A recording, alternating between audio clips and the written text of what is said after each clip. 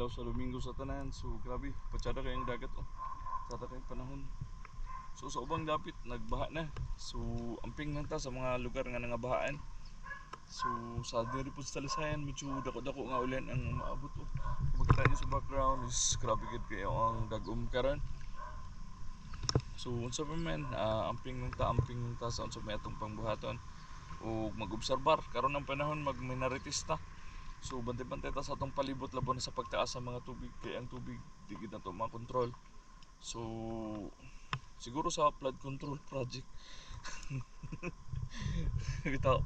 So unsa pa man ang pinanda ko existing namang gud ang tagas nga tubig karon o di gid malikayan nga nagkusugid kay ang baha karon.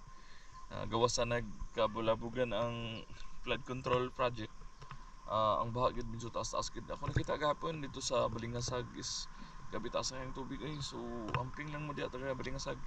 So diri po sa atos Talisayan. So although gwapo ng panahon, pero sure gid ko nga maulan ni unya tungod daning panahon o nga murag kabunda ko na pud.